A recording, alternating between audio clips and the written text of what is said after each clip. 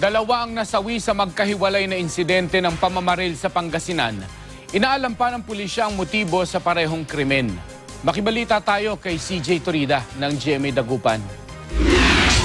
Hindi na umabot ng buhay sa pagamutan ang 30 anyos na si Jerome Mariano matapos pagbabarilin ng mga hindi pa nakikilalang salarin sa harap mismo ng kanilang bahay sa Calasiao, Pangasinan nitong Martes ng gabi. Nagtamo si Mariano ng tama ng bala sa iba't ibang bahagi ng katawan. Nagiinuman sila doon sa harap ng bahay nila, sa may kisban.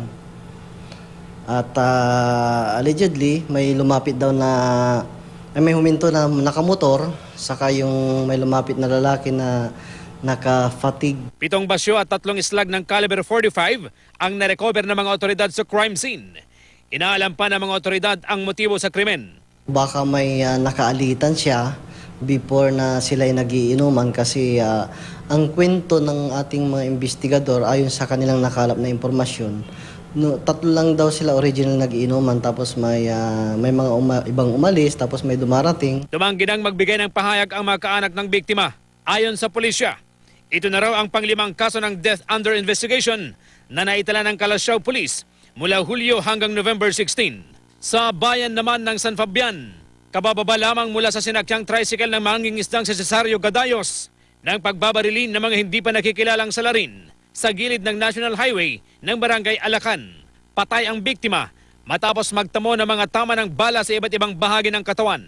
Sugatan naman ang pinsan niyang si Raymond Gadayos. Posible hong sinundan kasi motor nga ho yung mga suspect ho natin. Sabi ng pulisya, galing ang mga biktima sa palengke ng bayan. Pero kwento ng kapatid ng namatay na si Cesario, may nagatid po na sulat dito. Anong laman ng sulat?